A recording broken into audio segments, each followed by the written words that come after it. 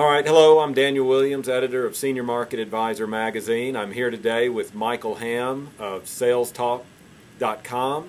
Michael, thanks for joining us today.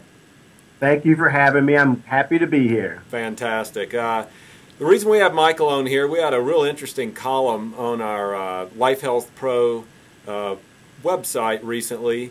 Michael was responding to a blog by Cheryl Moore, who's an annuity expert, and the topic was the skinny on fat annuities. Michael, why did this kind of get the hackles fired up on the back of your neck there? Well, you know, it's a new dawn and a new day for annuities, and Cheryl had a great article, and you know, it's not really her fault that she doesn't know as much about the variable side. It's just not probably her main training. But you know, here's the thing: her article talks about the average fees of a fat variable annuity, and my comment is, you know, averages are really misleading. If you had 1 foot in a bucket of ice and 1 foot in a fire, on average, you'd be fine, but you wouldn't be very comfortable. And so, I think her article dealt with the perceived high fees of variable annuities. And then she went on to comment that there are no fees in indexed annuities. And, you know, that's not necessarily correct. Number one, fees on variable annuities, if you buy the right ones, can be capped. In fact, they have a moron protection rider on most of these variable annuities that don't limit or limit fees to 2 or 2.5% total. And then I went on to comment how that even though you may not see the fees in an indexed annuity, everyone knows that there's 3 ways that you can earn interest in an index annuity. That is a cap rate, or a point-to-point rate, a participation rate, or you can buy into the spread, and the spread is by definition a fee. Well, on one contract that recently came due for me from a large insurer out of Des Moines, the spread is 8.95%. So that's a fee.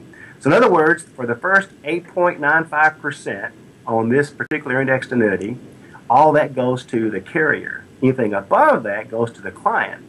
So that's pretty hefty. You'll never find any fee on any prospectus item or any variable annuity that's going to exceed 3, maybe 4% at the max. But who would buy that? Right. Well, quick question: what's the advice or the bottom line to the advisor out there? Do they just need to be a lot more careful about the fine print? I mean, is that where the rubber hits the road there? What do they need to do?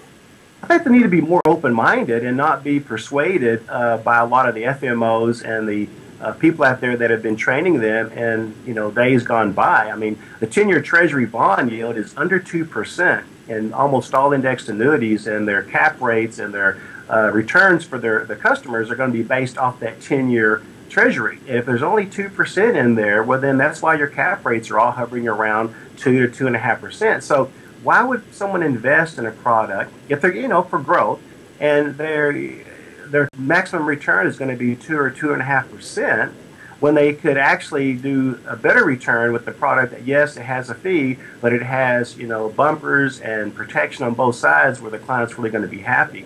I think the bigger problem is going to come is when rates start to go up, and they will go up. They won't stay at 0% forever. They will go up eventually. And when they do, people are going to get hammered. They're going to be surprised that some of these contracts have market value adjustments, or an MVA, and in addition to the surrender charge, there'll be another charge that will, again, maybe return a loss to the client when they decide to get out of their contract or want to get out early. So in the same example, I have a contract where a client has a fixed annuity, an indexed annuity, and the surrender value is higher than the market value. Okay. So that's really odd. Yeah. But because interest rates should drop so much, the contract has like a 3 or 4% surrender charge left. But even after the surrender charge, the market value adjustment has added such a positive effect to it. The surrender value is higher than the accumulation of market value. Really bizarre, but the opposite can occur. So you can wipe out a third or 40% of your client's investment if it has a market value adjustment and you're not aware of it. All right. Well, that's fascinating. Well, thanks so much, Michael. It's been great talking to you, and we'll check in with you again next week. Well, let's do it. I can't wait. Thank you for including me. All right. Thank you.